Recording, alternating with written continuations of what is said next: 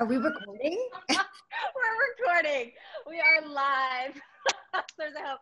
By the way, your yellow is giving me so much life. I swear, I feel like I don't know, so I'll just to introduce the community who's watching. I had the privilege of being on your IG with the Eva Longoria Foundation, and we talked about Latinas and mental health and kind of self-care in the time of COVID. And then you are doing me the honors of being on my show. So thank you for being here. I'm so excited. I was like, I see you interview a lot of people, and I'm like, this girl hadn't even asked me yet to be on her show. Like, when am I going to be able to be on? Well, thank you. So we were just talking about you interviewing or collaborating with a chef from New York who called out Bon Appetit on representation, and I know you were invited to be a member of the Academy this year. So congratulations, that's major. Yeah. What from your perspective is one of the main impediments to specifically Latinx representation in all industries, but of course you're in the entertainment industry. So what have you observed, and how can we fix it? Gosh, it's true, because it's across all industries what's happening with lack of representation, and it's the pipeline. Nobody can build a pipeline of talent that's prepared and ready for those big jobs if they don't have the entry point for the lower positions. So like with the entertainment industry, there's not a pipeline of writers that are getting jobs in writers' rooms, that are on writing staffs, that then eventually create a show like Desperate Housewives. Like they don't get experience in those rooms. They don't get to study under, Shonda Rhimes, or they don't get to study under, David E. Kelly. And, but others do get that opportunity. And then, we just perpetuate this cycle of promoting only those who we nurture. And so we've got to start nurturing Hispanic talent, and that's in front of and behind the camera. That's in food industry.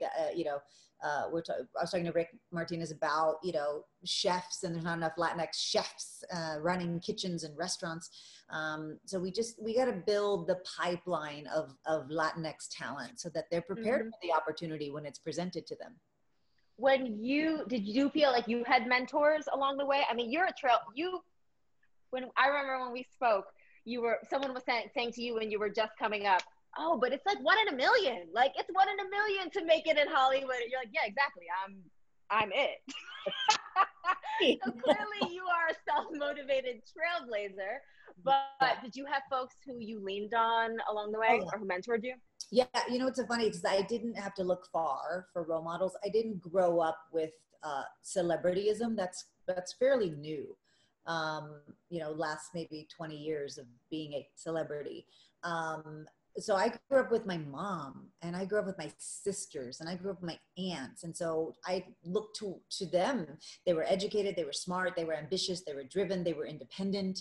And so I was like, oh, I'm going to be like them. And those were my examples and my role models. Even today, everybody's like, you do so much, you do so much. And I still feel like I'm not doing enough, because my role model was my mom, who raised 4 children, worked full time as a teacher.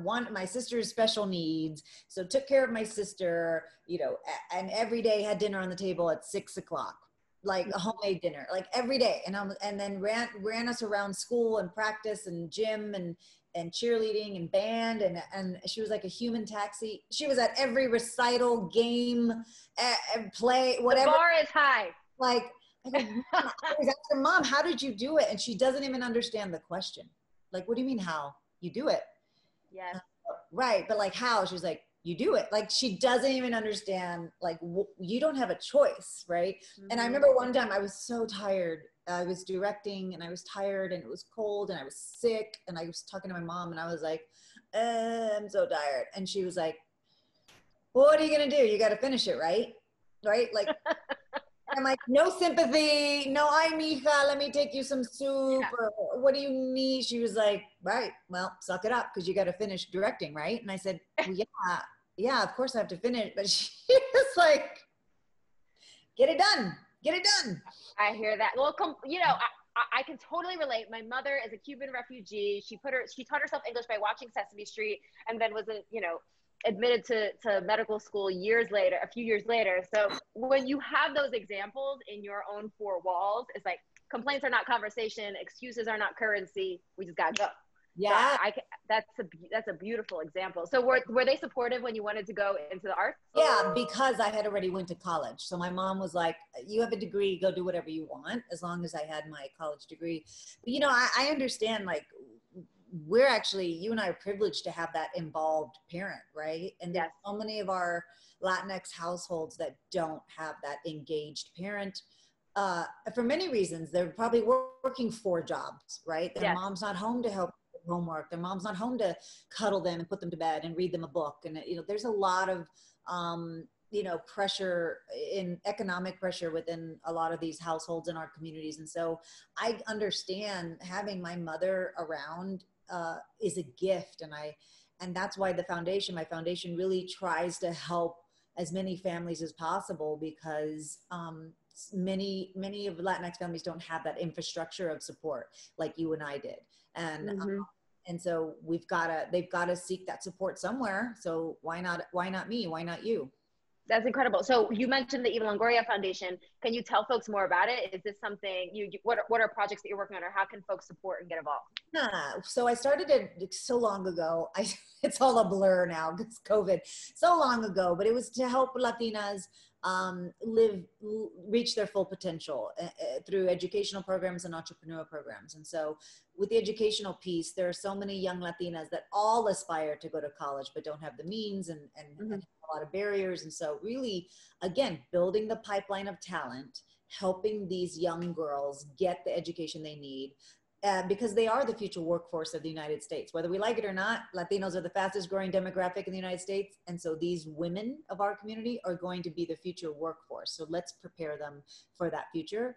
And then on the entrepreneurial side, what people don't realize in the United States is Latinas start small businesses 6 times the national average, 6 times more than any other group, than white males. And so, but yet they don't have access to capital. They don't have access to training. They don't have access to accounting and bookkeeping and how to do profit and loss and spreadsheets and payroll and HR and all that stuff. And so the foundation, what we do is help them with all of that business training, helping them get access to capital to start their business or grow their business. We've known so many Latinas who have, like, you know, a good business, but they don't know how to scale it up. They can't get a loan. They can't hire more people, they can't buy more product. And so we teach them, how can you take it to the next level as well, not only with, like, how do I start a business? And it's so inspirational to see the stories that come out of all these women who start their own businesses and are not only the CEOs of their businesses, they're the CEOs of their families, you know? Yes.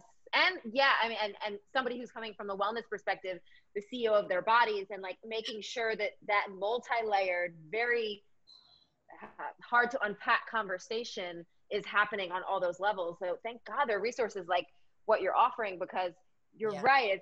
You can have all the ideas in the world, but if you don't have, you're providing agency, right? And sometimes that exists by virtue of the fact, you know, connections or whatever. But if folks have the spirit of the hustler, but are limited by, you know, an inability or a misunderstanding of how to even scale small business, which of course is challenging for lots of folks. That's incredible. Why I love what you do and what you represent, is because, you know, when I started to have a big platform and voice, I mean, I got every charity request known to man, you know, save the dolphins in Japan. I'm like, oh my God, the dolphins. And, you know, you know, there's sex trafficking happening in Thailand. I'm like, what? We got to help the sex, you know, there AIDS in Africa. Oh my God, we got to do something about AIDS. There's so many, we can do anything. Yes. But we can't do everything. And so when I started the foundation, I was like, I've got to be laser focused on where I'm going to be most effective, where the change I can make that's going to be effective and sustainable. How can I create long-term change? Me, Eva, because I don't have, you know, 48 hours in a day. And a big aspect of what our Latinas need is mental health support. And I feel like what you kind of represent, which is wellness, right? And so I think mental health and wellness are interlocking. And so I'm so appreciative for you owning that space, because like I said, that's not my expertise. I'm going to do this. So you go do that. And we can kind of attack from. Yes. We stitch kingdoms together and then we make the ground shake with our power. I love it. Exactly. So so for the average person who's watching and saying, okay, well, I'm not famous, Eva. What can I do in my community? You know, it can feel paralyzing. And I love your advice to narrow the scope and focus on what you can control. Can you offer any other advice for someone's like, I want to take action, I want to do something, but I don't have millions of followers? It's so funny. That's the biggest myth and lie that we tell ourselves is you have to be rich and famous to make a difference. Well, who am I? We do that with voting. My vote doesn't count. We do that with recycling. Nah, what? I can throw away this plastic bottle. It's just one. We do that in our life of like, nothing's going to change. Why me? And it is you. It all starts with you. And so when people say, you know, I'm not rich or famous, I can't be a philanthropist or activist. If you look at the people leading the fights in any of these sectors, it's always the frustrated mom, the angry student, the mourning father, you know, and it's normal, everyday people who go, I don't want this to happen to somebody else, so I'm going to do it. And most major civil rights movements are done by the people. You know, just the people who said enough is enough. And you see what's happening now with Black Lives Matter. And you know, this civil disobedience is the only way things can change when our government, we have to change culture before we can change policy. And everybody is part of culture. It's not rich and famous people. Thank you for that reminder. You wear many hats. One of them, you know, you're wearing many hats to produce, to act, to work on creative projects. What has been, I know this is going to be a tough question, what has been the most rewarding project you've worked on in entertainment? Oh my gosh, yeah. I mean, everything's your baby in entertainment. Yeah. Every single project you do, you have to put so much blood, sweat, and tears into each project that you're just heartbroken if it fails or super hopeful if it goes. And so there's so many people I've worked with and brought along the way that I continue to work with that really, you know, it takes a village to do what we do in entertainment, and it takes teams, and it takes, I learned this from Obama when I was campaigning for Obama, and he really managed his team and his cabinet and all of that with best idea wins. You know, here's the problem. Here's the problem. What do you think, Robin? What do you think, Maggie? What do you think? And he was like, let's do that. There was no ego. There was no, you know, it's my way or the highway. It was very much like, what's the best solution? I may not have it. So let me seek out people who can. And so because I have that philosophy, I've met so many amazing and talented people. So the best part of my job is interacting with so many creatives that are talented and inspire me. But one of the projects I'm working on right now that I'm most excited about, I'm directing a film for Searchlight about the Mexican janitor who created the Flaming Hot Cheeto. Oh my gosh, that's amazing. A feature film. It's a feature film, and his story is amazing. And that's really why I started producing and directing, is to bring the heroes out of our community and really shine a light on who they are and what they've done. And his story is insane. I mean, he could barely read or write when he started, and he created the idea for the most popular snack in the world today. Well, that, you know, you talk about shifting culture and our stepping into our powers as individuals and global citizens, but that kind of storytelling palpably changes how people view their fellow global citizens. Because when you take the janitor out of, you know, however you might view, you know, somebody as other, and view them as creator, motivator, entrepreneur, you're like, you see most people wear many hats. It's just we only see them through one prism. Yeah. I think especially women, we are many things at once, and we're many great things at once, you know. Can we talk about Santi? I love when you post about your son. Where is he? He's running around naked somewhere, I'm sure. He's usually naked. He's amazing. He's just turned 2. We just celebrated his birthday 2 weeks ago, and he's talking so much. It's just, that's the one bright silver lining out of this COVID, is just being with him every day, all day.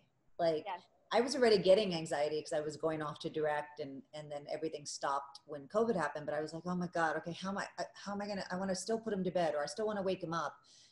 Okay, they're going to come to set. So then he'll be with me on set. Like I was trying to navigate balancing work and motherhood as most women do, and already getting anxiety about this time is so precious. He's only 1.5 and I want to be with him. And so having this consistent 5 months every day, all day with him has been such a blessing. What do you wish someone told you about motherhood? I wish they'd say less. Like there's too many. Too much advice. Too much advice out there, books and blogs and mommy shamers. And, everybody has an opinion about motherhood and only you know what to do as a mother. And so, yeah, I would say zip it. She'll figure it out. What do you think is, so is mom guilt really a thing? Oh yeah. Yeah.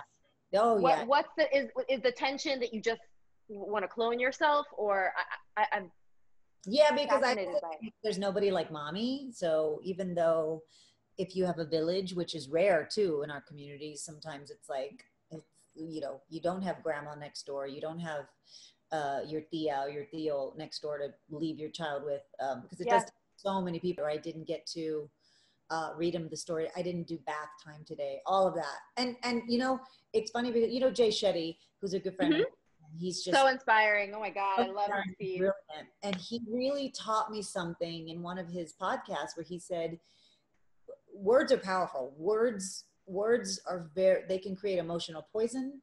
They can redirect your life. They can inspire you. So be careful with the words you choose. And so instead of saying, I have to get home and I have to bathe Santi, I have to put him to bed. Oh, I have to wake up with Santi tomorrow. Oh, I have to. He said, change it to, I get to. Yes. I get to wake up with Santi tomorrow. Instead of like, oh my God, he's going to wake up at 6:30. I'm going to be tired. Ugh. And that has changed. I mean, totally like blew my mind with something as small as, I get to bathe him today. I get to put him to bed.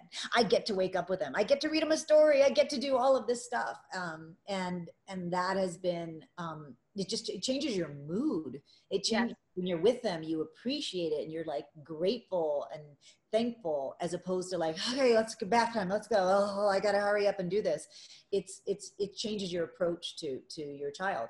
And the other word he told me, which changed a lot, was, when how are you? Oh my God, I'm so busy. I'm just so busy. I'm busy. He says productive. He's like, how was your day? Productive.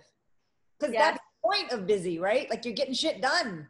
And so usually it's towards a dream. And so instead of like, oh, I was so busy doing this or that, this or that was probably towards a bigger goal. So you could say it was a productive thing, not like busy. Busy sounds annoying and wasteful. But I was productive. What'd you do today? I was productive instead of busy. Busyness has weight, whereas productivity has lift. Yeah. Even though there might be a similar energetic expenditure, it's a different. Yeah. Exactly. So you mentioned, you're a big podcast person, you're a big multitasker. What's your short list? Like, what's your go-to podcast, book, or, I love that too. It's like we're always feeding the mind. Raising Good Humans with Dr. Eliza. And it's an amazing podcast because almost everything she says about raising a child, because that's what you want. You want to raise a good human being. Like, don't be an asshole. Don't be an asshole.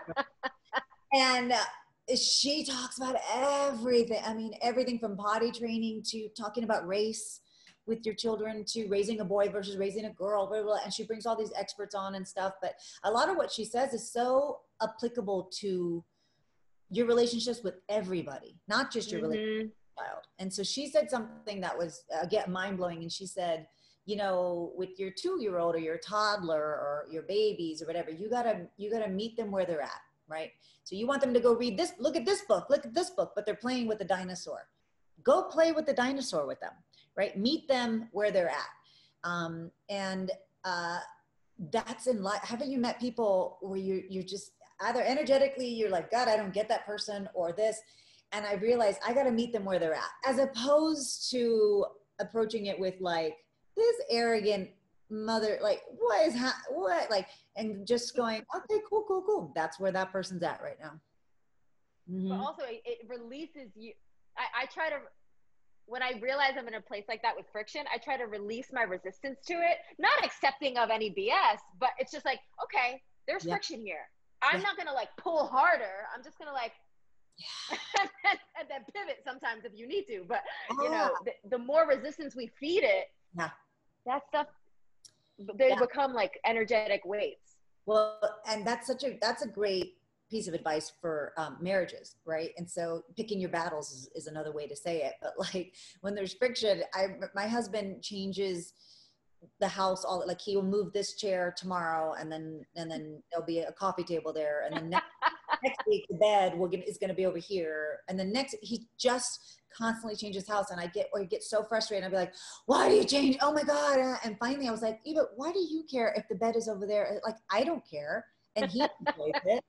And letting go and going, and he's like, babe, I moved the bed. And I go, awesome, that's great. That's not my battle today. Why is it my battle? Why does it bother me that this happened? And digging into you, you know, as opposed to he did this, he did that. Right. But why does that bother you that he did that? I don't know. And most of it's ego and wanting to be in control, or ego. And once you realize that, you go, oh, okay, but that doesn't change my life. If he wants to spend money like that, or if he wants to do that, that doesn't change anything in my life. So let him go and do that, and let him go and buy that, because it makes him happy. Yeah, I like the idea of zooming out. Like if you were looking at your life on a map, or, you know, on a Google search, it's like zoom out and then ask yourself from that 10,000 foot view, do I even care about, do I even give a shit about it? So the last question for you, what has been the hardest lesson for you to learn? Hardest lesson. I love lessons, so nothing's been hard about it. Failures really built me up. What about a recent lesson? A recent lesson. I think kind of what you just said, of not holding on so tightly to things sometimes, like even if it's a project, or, you know, a hope for somebody or something that's going to come through, whether it's a project or financial or related, whatever it is. I think learning detachment.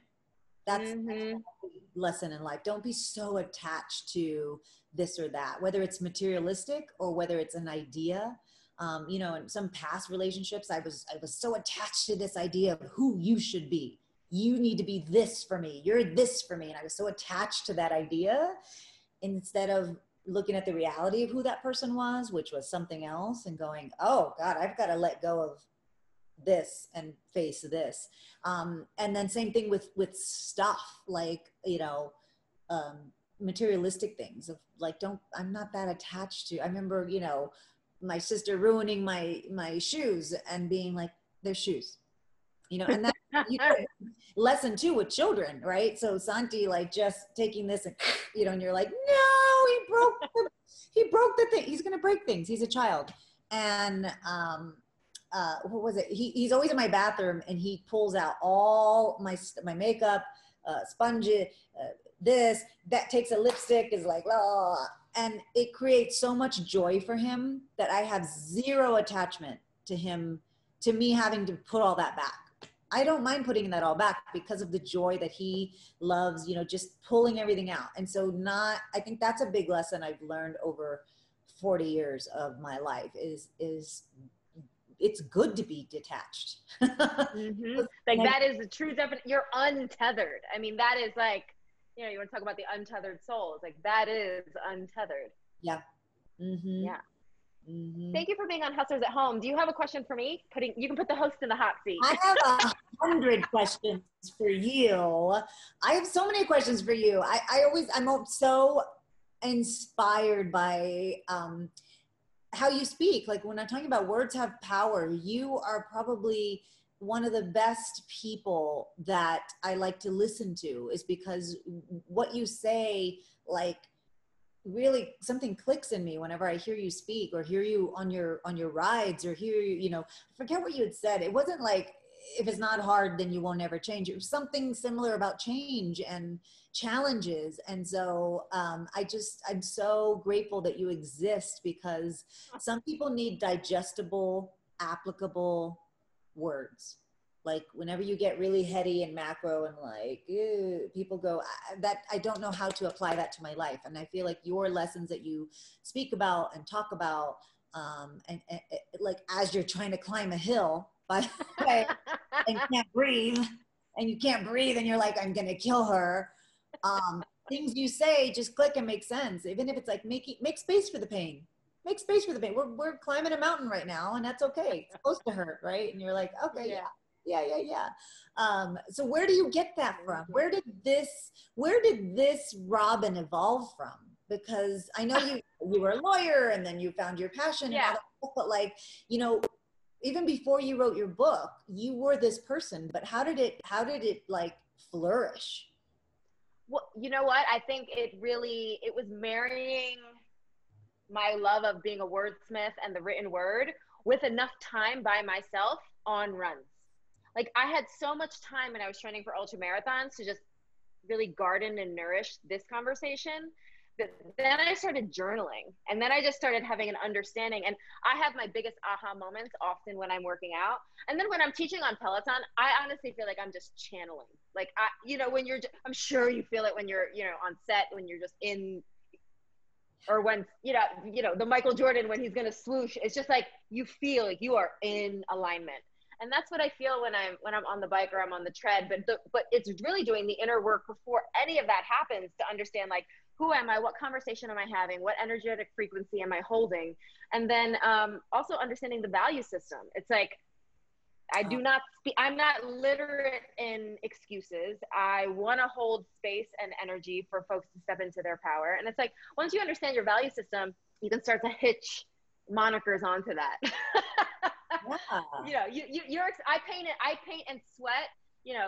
Your artistry is different, but I think it's a very, very similar energetic frequency. What is at the top of your high value items in your life? Like, there's family, of course, and love. Like, what is time? What's your high value item in your life thing? Family's number one. And I'm slowly figuring out ambition versus an output kind of productivity versus quality. My word for this year was substance. Mm-hmm. And so I didn't necessarily want to do more. I wanted to do more of substance. So now I think I'm reaching the season of my life where I want the projects I work on, the partnerships, the collaborations, the interviews, everything to have more substance. Because when I think about legacy, and obviously you're well on your way to creating an amazing legacy, it should be more than the glossy stuff. So that's kind of where I am right now. Yeah, that's so good to do an emotional inventory of that, of like what's most important. Journaling helps a lot with that. I did deep 21-day meditation, and it's a lot of homework, which I was like, oh, but now I miss it. The 21 days is over and I'm like, I need to do it again because I missed that. Think about this thought. And then you go, I never thought of that. Yes. Isn't it amazing when the thoughts, you're like, I've literally never contemplated that before. Never contemplated it. Like, no. And really going, because time is valuable for me. For me, it's time. That's the most valuable thing in my life is time, because then time is for my family, time is for my friends, time is for my work. So like, how am I dividing up my time in a way that is of substance, right? That nothing's wasted. So I think that's a good lesson for everybody. And especially when like people don't have time to work out.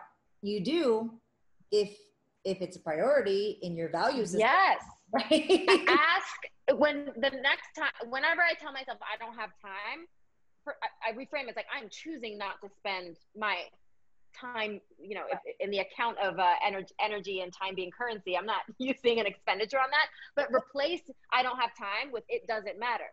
Because that's what you're saying. You're saying it doesn't matter. Yeah. And that, if you're okay with that, then great. Sit with that decision. Exactly.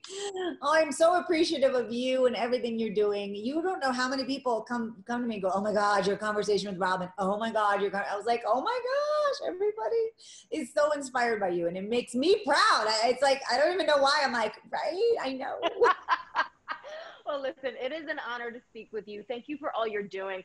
Truly, our conversation inspired me to look at kind of the landscape of what I'm doing and be like, how can I do more for the Latinx community? How can I do more philanthropically? Because it wasn't high on my totem pole, and you were the catalyst to be like, you don't need an X dollar sign foundation to just start. And that's the same advice I would give someone if they wanted to start running, for 5K. It's like, just start with one small thing. So Yeah. thank you for being such an inspiration. You are true. You are a reina. I have so much love for you. Thank you so much. This has been so fun. Thank you for being on Hustlers at Home. Okay, bye, honey. Bye.